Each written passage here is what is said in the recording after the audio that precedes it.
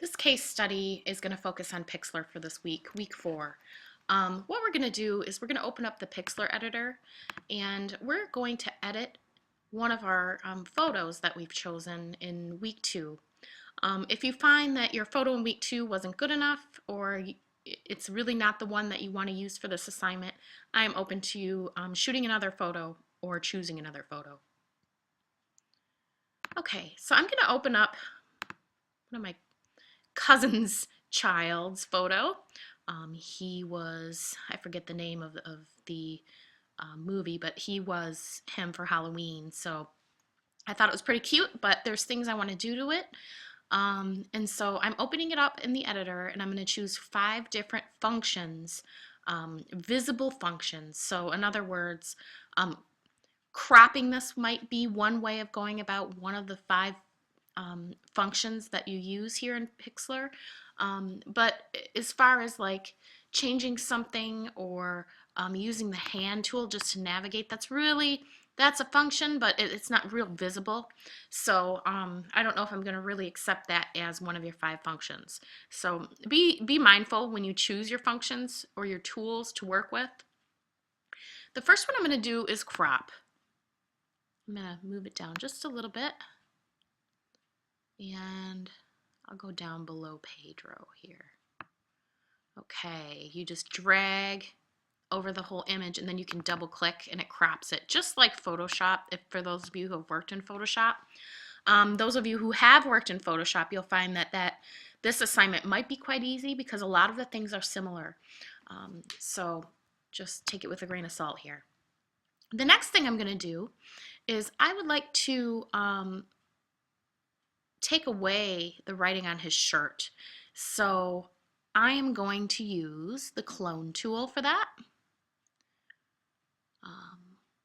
Forgot where that's at here. I just had it open and I'm so working with clone stamp tool.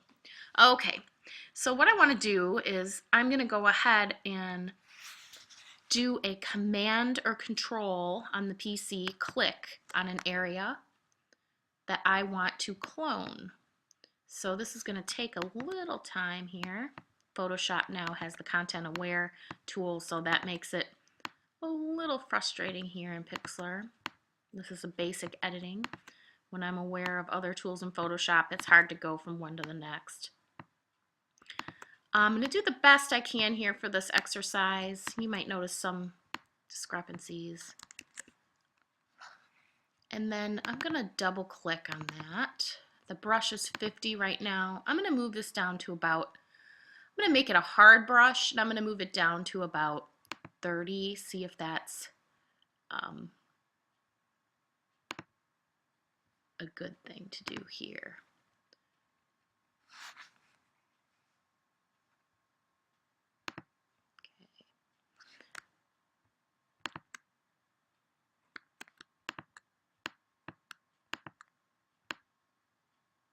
You can notice my brush is now a hard brush.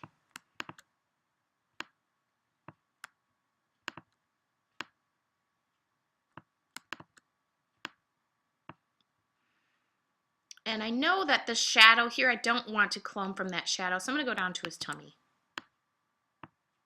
It's a little darker than I want. Let me go back up here.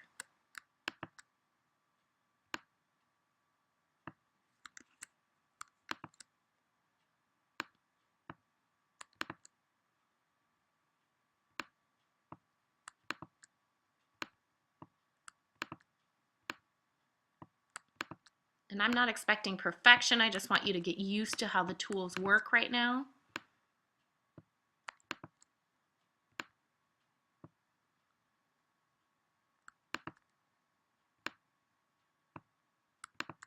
Keep in mind what you're doing. Now I'm hitting Command click to clone an area.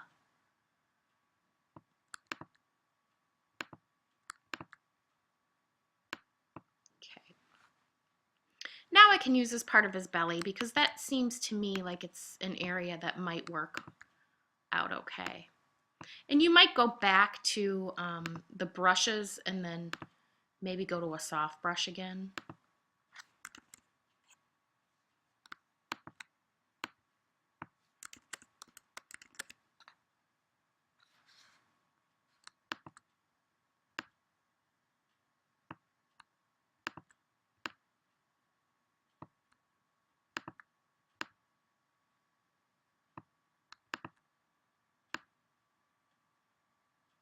Getting closer.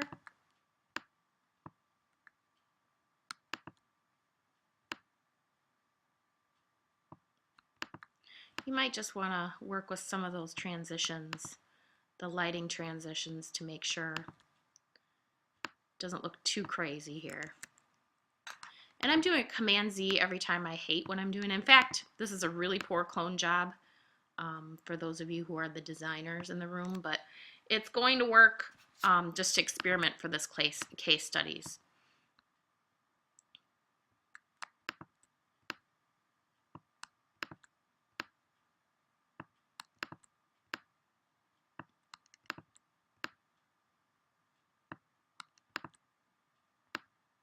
There's some areas that aren't working that well. Okay, so that's going to be good for now.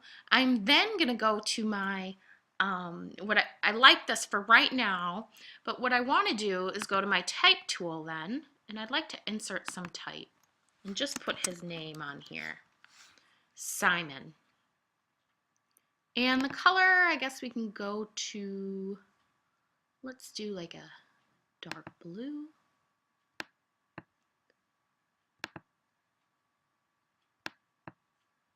Say okay. And then okay here. So I have his name on there.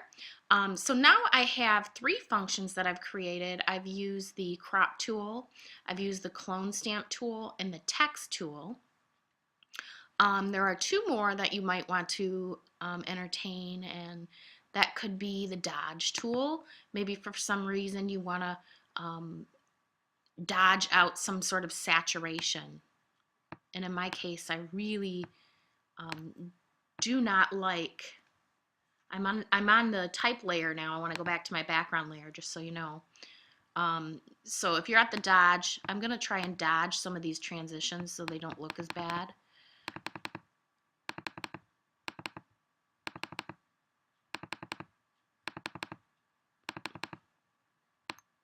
Just sort of make it all kind of seamlessly go through here.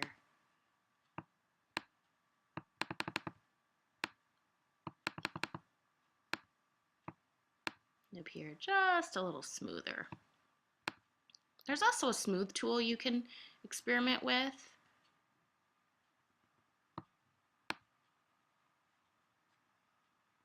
There we go. Seems to look a little better. Okay, so those are 4 features that I've done now. I've done the dodge tool, the crop tool, the text tool, the clone tool, and I've also done the crop tool. So there's one more tool that you would want to choose to help, adjust or edit your photo to make it look well. You can also go up into here the menu and experiment up here. Maybe I want to filter and I want to do something interesting, like let's do a glamorous glow. That would be considered another one. You might want to adjust your brightness and contrast, the hue and saturation. I think I'll do maybe the levels just like Photoshop here. Keep that just a little lighter. And then say okay. So now I have Simon as he is finished. I'm going to go ahead and save that. File, save. And I want to save that to my computer. And I want to save that as, you can do CIS case studies 1. Maybe your last name first, _ case studies 1 dot. And you can keep it as a PNG or do a JPEG, but I really advise not starting out with a JPEG because every time you edit a JPEG, the quality goes down. So I'm going to go ahead, as we mentioned in last week's unit. So I'm going to go ahead and just keep it at the ping file. I'm going to say okay. Save it to my desktop. And I have completed the assignment for the case study. Once you're done with the assignment, be sure to upload both the original photo and the edited photo side by side, or in a link somehow, so that you can show your peers the progression of your photo editing. I hope you enjoyed this experience for this week, and we will move on to another one next week. See you in the videos next week.